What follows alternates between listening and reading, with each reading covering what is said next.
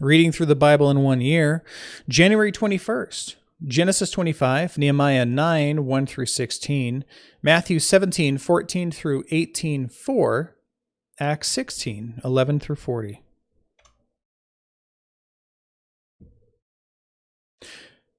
Abraham took another wife, whose name was Keturah. She bore him Zimran, Jokshan, Medan, Midian, Ishbak, and Shua. Jokshan fathered Sheba and Dedan. The sons of Dedan were Ashurim, Letushim, Leumim. The sons of Midian were Ephah, Hefer, Hanok, Abida, and Eldah. These were the children of Keturah. Abraham gave all he had to Isaac, but to the sons of his concubines, Abraham gave gifts. While he was still living, he sent them away from his son Isaac, eastward to the east country. These are the days of the life of Abraham, 175 years. Abraham breathed his last and died in a good old age, an old man full of years, and he was gathered to his people. Isaac and Ishmael, his sons, buried him in the cave of Machpelah, in the field of Ephron, the son of Zoar the Hittite, east of Mamre, the field that Abraham purchased from the Hittites. There Abraham was buried with Sarah his wife. And after the death of Abraham, God blessed Isaac his son, and Isaac settled at Beer Lahai Roi. These are the generations of Ishmael, Abraham's son, whom Hagar the Egyptian, Sarah's servant, bore to Abram. These are the names of the sons of Ishmael, named in order of their birth: Nebaioth, the firstborn of Ishmael, and Kedar, Adbeel, Mibsam, Mishma, Duma, Massa, Hadad, Tema, Jetur, Naphish, and Kedema. These are the sons of Ishmael, and these are their names by their villages and by their encampments. 12 princes, according to their tribes. These are the years of the life of Ishmael, 137 years. He breathed his last and died. He was gathered to his people. They settled from Havilah to Shur, which is opposite Egypt in the direction of Assyria. He settled over against all his kinsmen. These are the generations of Isaac, Abraham's son. Abraham fathered Isaac, and Isaac was 40 years old when he took Rebekah, the daughter of Bethuel, the Aramean of Paddan Aram, the sister of Laban the Aramean, to be his wife. And Isaac prayed to the Lord for his wife because she was barren. And the Lord granted his prayer, and Rebekah, his wife, conceived. And the children struggled together within her. And she said, "If it is thus, why is this happening to me?" So she went to inquire of the Lord. He said to her, "Two nations are in your womb, and two peoples from within you shall be divided. The one shall be stronger than the older, and the older shall serve the younger." When her days to give birth were completed, behold, there were twins in her womb, and the first came out all red, all his body like a hairy cloak. So they gave him the name Esau. Afterward, his brother came out with his hand holding Esau's heel, so his name was Jacob, which means trickster. He takes by the heel, or he cheats. Same thing. Isaac was 60 years old when she bore them. The boys grew. Esau was a skillful hunter, man of the field, while Jacob was a quiet man, dwelling in tents. Isaac loved Esau because he ate of his game, but Rebekah loved Jacob. Once, when Jacob was cooking stew, Esau came in from the field, and he was exhausted. And Esau said to Jacob, "Let me eat some of that red stew, for I am exhausted." Therefore his name is called Edom, which means, Hebrew for red. Jacob said, "Sell me your birthright now." Esau said, "I'm about to die. Of what use is a birthright to me?" Jacob said, "Swear to me now." So he swore to him and sold his birthright to Jacob. Then Jacob gave Esau bread and lentil stew, and he ate and drank and rose and went his way. Thus Esau despised his birthright. Nehemiah. Now, on the 24th day of this month, the people of Israel were assembled with fasting and in sackcloth, and with earth on their heads. It was a common thing when you were mourning for something that you had done wrong, which the people were mourning over violating God's law. And over their previous generations violating God's law. So they threw dust on their heads to make them appear like dust, kind of a reminder that we came from dust and that we're nothing but dust. Continuing on. And the Israelites separated themselves from all foreigners and stood and confessed their sins and the iniquities of their fathers. And they stood up in their place and read from the book of the law of the Lord their God for a quarter of the day. For another quarter of it, they made confession and worshiped the Lord their God. And on the stairs, the Levites stood, Jeshua, Bani, Kadmiel, Shebaniah, Buni, Sherebiah, Bani, Kanani, and they cried with a loud voice to the Lord their God.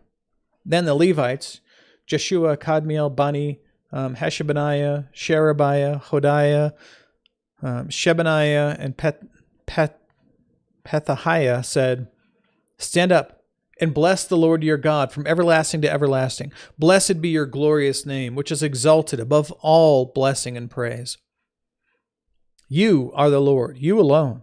You have made heaven, the heaven of heavens, with all their host, the earth and all that is on it, the seas and all that is in them. And you preserve all of them. The host of heaven worships you.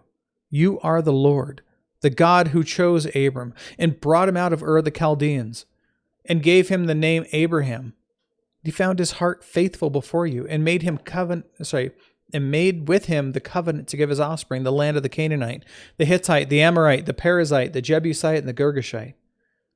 And you have kept your promise, for you are righteous. And you saw the affliction of your fathers in Egypt and heard their cry at the Red Sea, and performed signs and wonders against Pharaoh and against all his servants and against all the people of the land, for you knew that they acted arrogantly against our fathers. And you made a name for yourself, as it is to this day. And you divided the sea before them, so that they went through the midst of the sea on dry land. And you cast their pursuers into the depths, as a stone into mighty waters. By a pillar of cloud you led them in the day, by a pillar of fire in the night, to light for them the way in which they should go. You came down from Mount Sinai and spoke with them from heaven and gave them right rules and true laws, good statutes and commandments. And you made known to them your holy Sabbath and commanded them commandments and statutes and a law by Moses your servant. And you gave them bread from heaven for their hunger and brought water out for them out of the rock for their thirst. And you told them to go in and possess the land that you had sworn to give them. But they and our fathers acted presumptuously and stiffened their necks and did not obey your commandments." Tomorrow, we go into the refusal and what happens after that. Matthew. And when they came to the crowd, a man came up to him, kneeling before him, said, "Lord, have mercy on my son, for he has seizures and suffers terribly.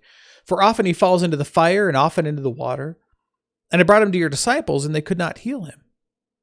Jesus answered, "O faithless and twisted generation, how long am I to be with you? How long am I to bear with you? Bring him here to me." And Jesus rebuked the demon. It came out of him, and the boy was healed instantly. Then the disciples came to Jesus privately and said, "Why could we not cast it out?" He said to them, "Because of your little faith. For truly I say to you, if you have faith like a grain of mustard seed, you will say to this mountain, 'Move from here to there,' and it will move, and nothing will be impossible for you."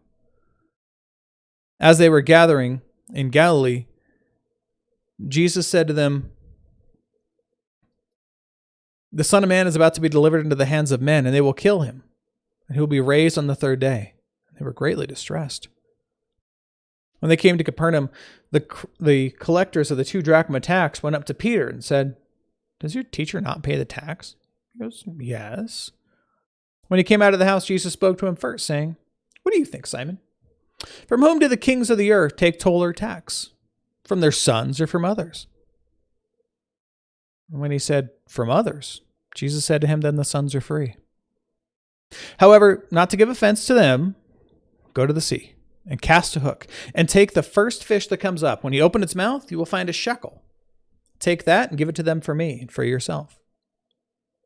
At that time, the disciples came to Jesus, saying, "Who is the greatest in the kingdom of heaven?" And calling to him a child, he put him in the midst and said to them, "Truly I say to you, unless you turn and become like children, you will never enter the kingdom of heaven." Not saying if you become like the mind of a child, that kind of thing. Well, it kind of is, but it kind of isn't. It's not saying that you have to be, find a good way to put this. A good way to put it is just that you are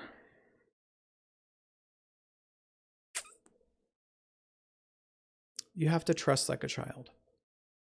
That's what it is. A child has perfect faith. They have great faith. You can tell them anything, and it's kind of fun to do it. But it's a bad idea. So, like with Calvin and Hobbes, how Calvin's dad would always come up with these like outlandish stories for like why the sky is blue and all these other things. And Calvin will go running off and believe it. Children are the same way we need to be the same way as those children when it comes to our faith in God. Right? You get into an elevator, you don't have to trust that all of the cables are going to work, that all of the locks are in place, that it's been frequently maintained, all of the pieces are going to work. You just get on the elevator. That's the same way with our faith. God tells us that he is enough. We have to trust that he is enough and let him do his job. All right. So whoever humbles himself like this child is the greatest in the kingdom of heaven. Whoever receives one such child in my name receives me, but whoever causes one of these little ones who believe in me to sin, it would be better for him to have a great millstone fastened around his neck and be drowned in the depth of the sea. Woe to the world for temptations to sin. For it is necessary that temptations come, but woe to the one by whom the temptation comes. And if your hand or your foot causes you to sin, cut it off and throw it away. It is better for you to enter life crippled or lame than with 2 hands and 2 feet to be thrown into the eternal fire. And if your eye causes you to sin, tear it out and throw it away. It is better for you to enter life with 1 eye than with 2 eyes to be thrown into the hell of fire. Basically saying, do whatever it takes to separate yourself from temptation.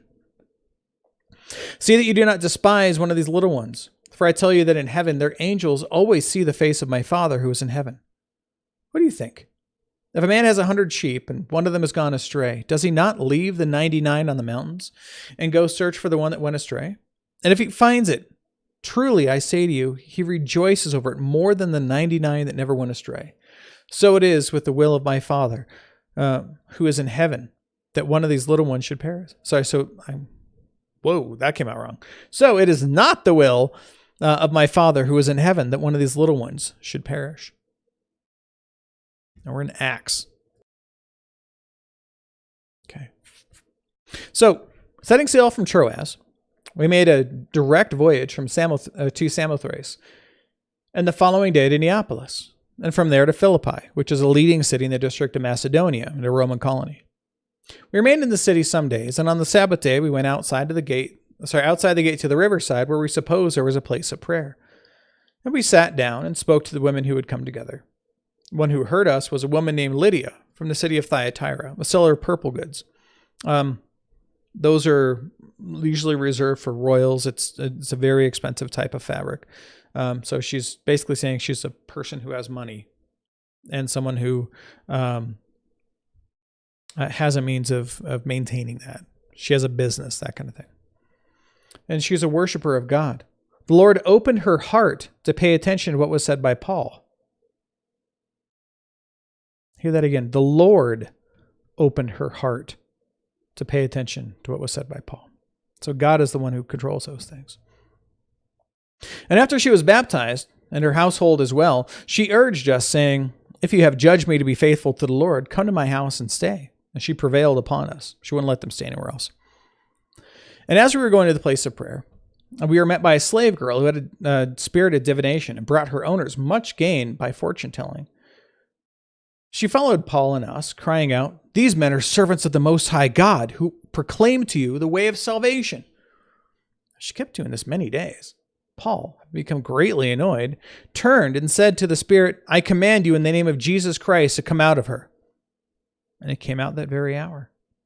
But when her owners saw that their hope of gain was gone, they seized Paul and Silas and dragged them into the marketplace before the rulers. When they had brought them to the magistrates, they said, these men are Jews and they are disturbing our city. They advocate customs that are not lawful for us as Romans to accept or practice.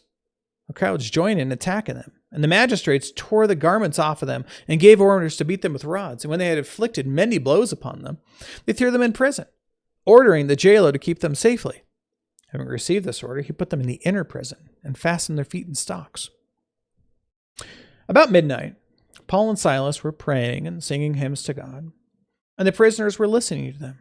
Suddenly there was a great earthquake, so that the foundations of the prison were shaken, and immediately all the doors were open and everyone's bonds were unfastened.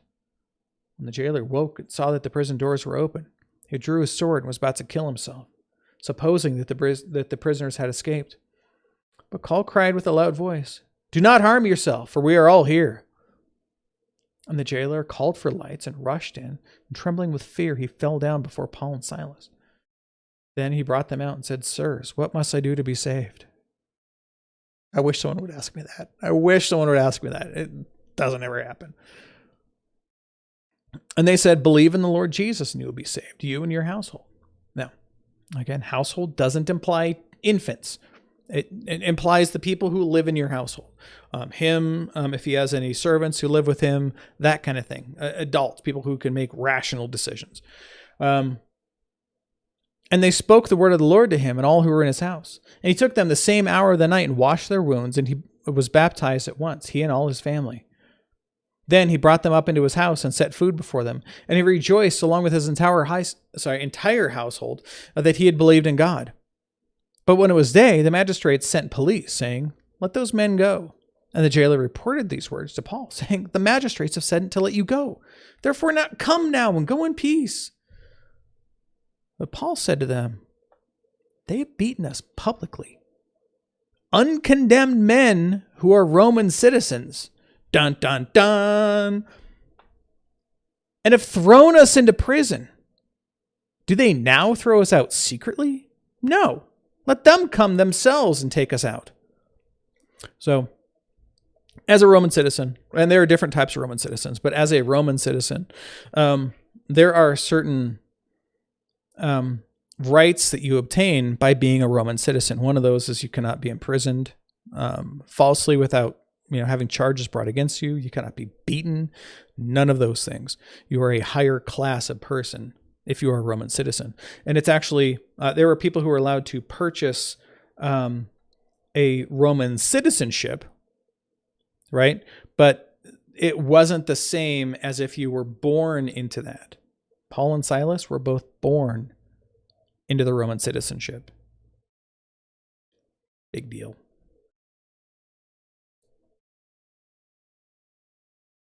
The police reported these words to the magistrates, and they were afraid when they heard that they were Roman citizens. So they came and apologized to them. This is hilarious, right? They had originally just taken them, stripped them, had them beaten and thrown into prison, right? Because they figured they were just Jews. What's the matter, right? No, now they come and apologize, right? And they took them out and asked them to leave the city. So they went out of the prison, visited Lydia. When they had seen the brothers, they encouraged them and departed.